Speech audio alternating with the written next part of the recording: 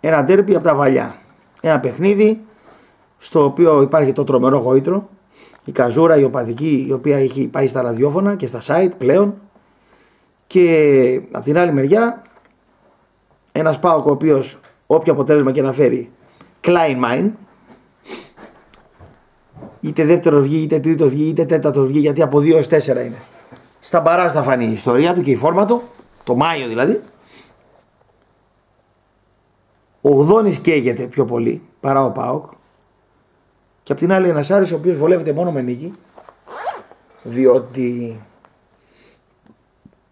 η ισοπαλία σε συνδυασμό με άλλα αποτέλεσματα μπορεί και η ήττα να φέρει τον Άρη κάτω από τη ζώνη.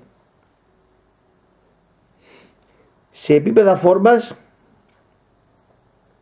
ο Άρης είναι πάει στο ανέβασμά του. Είχε μαλάκα προπονητή. Θα παίρνει και άλλους βαθμούς. Δεν τον αναδεικνύει ο προπονητής του τον Άρη. Ή οι προπονητές που είχε μέχρι τώρα. Στο Μιχαλίτσο πιστεύω. Πίστευα. Δεν πίστευα στον Κατσαβάκη, δεν πίστευα στον Μπουγιουκλή, δεν πίστευα στον Αλκαράθ. Στο Μιχαλίτσο πιστεύω. Θα παίξει ένα 4-2-3-1. Δεν ξέρω να βάλει τον Τριανταφυλάκο χαφ. Επικίνδυνο είναι. Νταμαρλί θα βάζα εγώ. Πάντως ο Τάτος, ο Γιαννιώτας και ο Αγκάνθο πιστεύω ότι θα σκοράρουν. Αυτοί οι τρεις που να κάνουν τον γκολ και ο Διαμαντάκος που θα παίξει από αριστερά.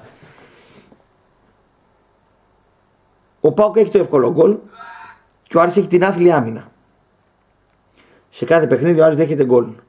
Είναι καλό γκολ και πολύ πιθανή ισοπαλία. Κάτι που βολεύει τον ΠΑΟΚ και δεν βολεύει τον Άρη. Εγώ αυτό το παιχνίδι το βλέπω χ και αν έπαιζα το σκορ θα το έπαιζα 2-2. Ένα σκορ το οποίο έχει να έρθει στο Κλεάνθης Βικελίδης 45 χρόνια. Ήρθε τη μέρα που γεννήθηκα. Την Παρασκευή είχαν εκτελέσει τον Παγκρατίδη οι Χουντικοί. Είχαν εκτελέσει τον Παγκρατίδη. Το θυμάσαι τον Παγκρατίδη? Τον υποτιθέμενο δράκο του Σέιξου, τον οποίο τον εκτελέσαν Παρασκευή. Σάββατο γεννήθηκα εγώ και Κυριακή έπαιξε το Άρης ΠΑΟΚ 2-2. Το τελευταίο 2-2 μέσα στο Χαριλάου. Έπαιζε και ο πατέρας μου σε εκείνο το μάτσο. Μεγάλο παιχνίδι. Με ποιον έπαιζε? Με τον Άρη. Νομίζω ότι η ισοπαλία είναι ένα αποτέλεσμα το οποίο εμένα μου δίνει τα φώτα στο στοίχημα να το πάω εκεί. Έχω μια αμφιβολία για το διαιτητή το πώς θα παίξει. Αν γύρει το παιχνίδι κάπου, πιστεύω θα γύρει στον Άρη.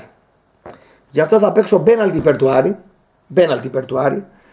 Και διαμαρτυρίες των Παοξίδων τη Δευτέρα και κλάματα ότι οι τσάτι του Ολυμπιακού που διαμαρτύρονται και εκείνη η φάση ήταν έτσι και η άλλη φάση ήταν έτσι. Το βλέπω το μάτς.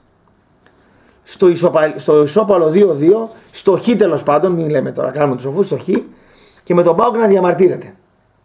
Αυτό. Καλό.